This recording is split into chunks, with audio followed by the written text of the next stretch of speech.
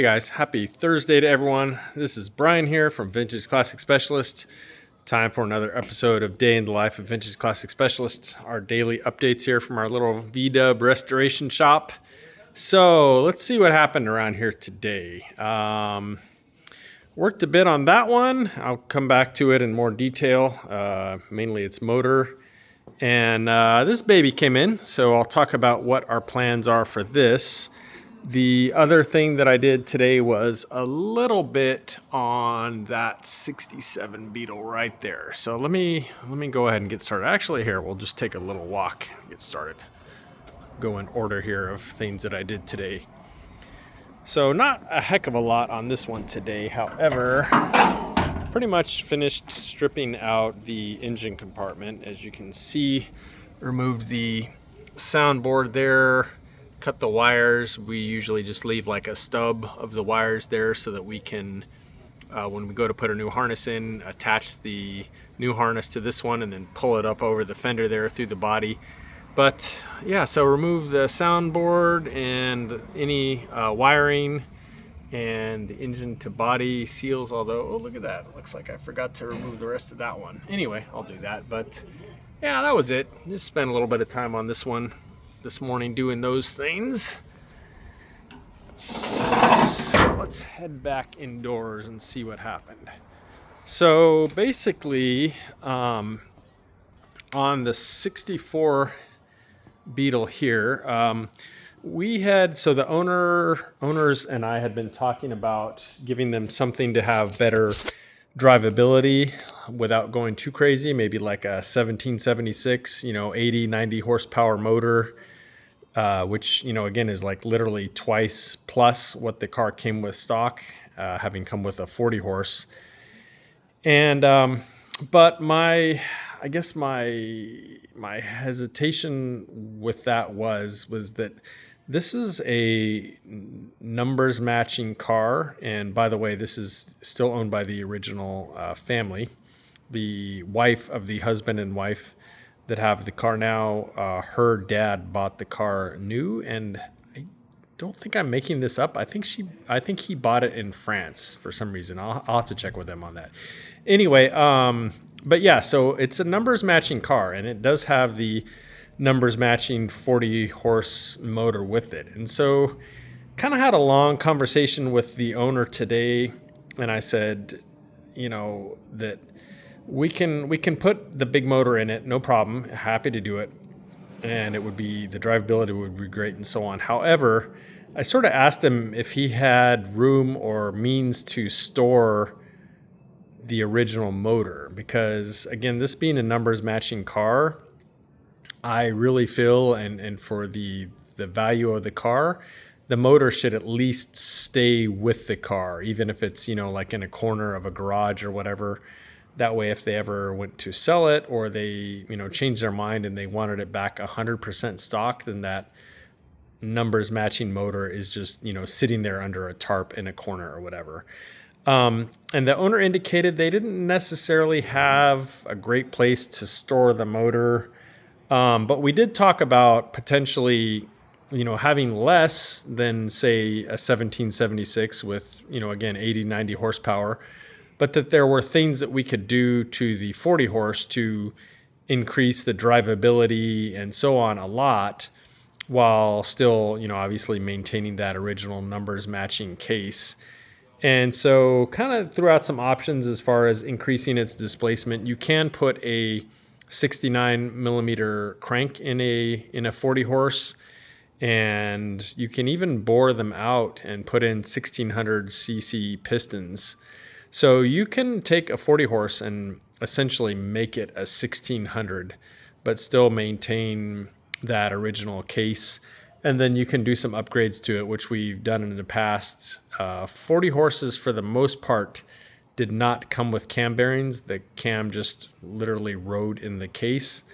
And so we would do the cam bearing conversion and then again, bore it out so that it could essentially become a 1600 displacement wise, but still retain that original case and so on. And, put some dual carburetors on it and stuff like that. So anyway, the owner and his his family, they kind of discussed it, and he actually got back to me pretty quick. Maybe, I don't know, within an hour or two. They said, you know what, let's go for it. Let's maintain that original motor and do some performance upgrades to it, and just go down that road. And so I was actually really happy and really excited that they decided to do that, because as much as I like enormous motors like the one in the red car and stuff like that, a numbers matching car is it's a really special thing. And so I really like the idea of having this actual motor in the car, albeit with some performance upgrades. So yeah, after they made that decision, I went ahead and started tearing the motor down. I had left the motor intact before, because again, my thought was that if we put, say a bigger motor in it with all new parts, that this motor would stay intact and sit in a corner somewhere for, who knows. But anyway, yeah, once they sort of decided to stick with the 40 horse as the foundation, I started blowing this thing apart here so that we can get that process going. And so, yeah, I spent a good portion of the day today disassembling this motor, and you can see I've got it down to the short block here now. But yeah, I mean, this was a running, driving car, and the motor was not actually that dirty. It looked, the tin all looked pretty nice on it, and it was relatively clean and stuff like that. And so I went ahead and started pulling it apart. The thing that kind of surprised me about this motor was that despite the fact that it appeared to be pretty clean on the outside overall, I mean, they're way worse than this usually. I mean, this motor definitely was leaking some oil, but this is pretty clean for, an original motor. And again, I guess technically I don't know if it's been rebuilt or not. We'll figure that out once we split the case and get in there. But again, overall, relatively clean on the outside. However, the inside of this motor just seemed really kind of gross. Just a lot of buildup of residue in there. It looks to me like it might have gone a lot of miles without having oil changes or something, just based on the amount of crud sort of built up on inside the valve box, the rocker box there, and on the rockers themselves. So kind of gross on the inside, but the pistons and everything look fine. The cylinder heads, the combustion chambers actually look good. It looked like it was probably a pretty good running motor from what I could tell. The only other surprise, other than the fact that it was sort of dirtier on the inside than the outside, was I did find a single broken top ring on it. So that particular cylinder probably didn't have a great leak down as far as its pressure that it was maintaining. But other than that, and the fact that it's kind of gross on the inside, really a pretty good looking motor overall here. So yeah, looking forward to getting the machine work done on this. I'm probably gonna have Brian Roth over at Roth Vintage put this together after we have Brothers Machine Shop do all the machine work to again put the 1600 pistons and cylinders in it, and then 1600 base crank, which again is 69 millimeters, stuff like that. I might build it myself though. I'm not 100% sure yet. Brian is actually pretty backed up now, so I may just do this one myself. But regardless, we will be making this a 1600 cc 40 horse, which is pretty cool.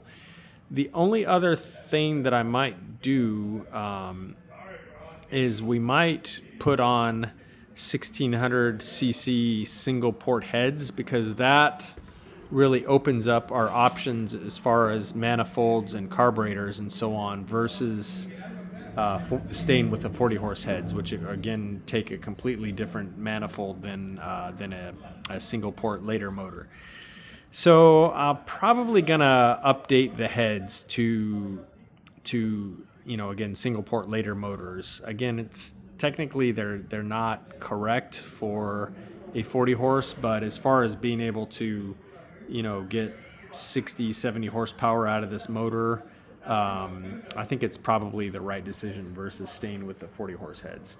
The original 40 horse heads, of course, we'll keep those, and they can kind of stay with the car, and much easier to maybe put a set of heads on the shelf in their garage or something than a whole motor, so to speak. But we'll keep all the original parts for it, and the family can keep those kind of with the car squirreled away. But I think the plan is to go with some single port 1600 heads, and then probably dual cadran carburetors. And there's some really cool kind of vintage speed looking air cleaners that work on cadrans that would really give it a cool old speed look, which I really love for this car. I think it would really look great on there to have open up the deck lid and see this old speed looking 40 horse motor. That's the plan. I'm really excited about this project. I think it's going to be a lot of fun. I think it's actually way more fun than just building sort of a 1776 for it. Just as far as being, kind of nerdy about this stuff, and again, the fact that it's matching numbers. So anyway, that's the plan for that. So super stoked about that, and looking forward to getting this motor going. So let's talk about this car here that literally came in less than an hour ago. So this car belongs to a local fellow who was referred to us by David Ruiz, who a lot of you may know as Volkstroke. And so David sent this young man to us to do his front disc brakes and his narrowed adjustable front beam. So the car itself is a 69, and great looking car. It's got a little patina, kind of a mismatched fender and stuff, but I love the look of this car. The stance and everything to me looks really great. I was kind of wondering, why does he want to even change anything with the suspension? But the beam that he has is narrowed, so I guess he can tuck these wheels in a little bit further, and I think he said something about going a little bit lower, so that's cool. Yeah, we can do that. So let's see the parts that he's got. So he's got an adjustable front beam, and I honestly don't know who that's made by. And then he's got an AC Industries drop spindle disc brake kit here. And I believe there's an upgraded master cylinder right there and braided brake lines. And then I think he's got brake shoes and stuff for the rear. So pretty much we're going to go through the whole brake system. We'll go through the back. We'll at least check the drum brakes, put in the new shoes, I assume.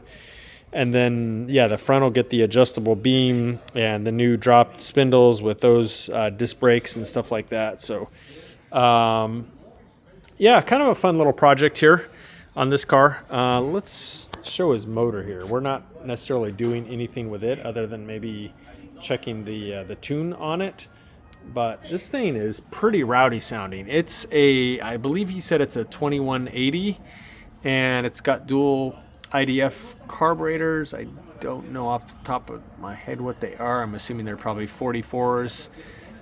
Gene-Berg linkage. It's got a big ignition system on here, some other cool stuff. He's got a Berg oil breather tower there. So really cool motor, kind of an old school look to it, and it sounds rowdy. This thing, God, I love how this motor actually sounds. It's got, I believe, it's got I don't know if it's an A1 or a knockoff. I don't see the tag on it, so I'm guessing it's not an A1 muffler, but it does have a Sidewinder style muffler with, Sidewinder style header with a big sort of MagnaFlow or whatever muffler. Yeah, really great tone to it. One of these days I'll start it for you guys and let you hear it, but it sounds great. But anyway, so that's the latest, I don't know what I guess I would call like a mini project to come in here to the shop. So probably I told him I'd try and turn it around for him in like a week or two, maybe a bit sooner, but just kind of depends on how wrapped up I am here with other projects.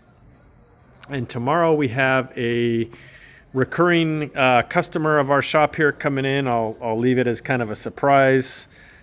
He knows who he is if he happens to be seeing this, but his extremely beautiful Beetle is going to be coming in for a laundry list of things that he would like us to take care of. So yeah, we'll have another new mini project to talk about tomorrow, so please tune in for that. And then I think Monday there's yet another mini project coming in, 67 Beetle for a number of things, and I'll talk more about that when it comes in. So yeah, guys, we're very lucky here that we're staying busy and having fun doing it. So thank you for watching, and we'll see you again soon. Bye.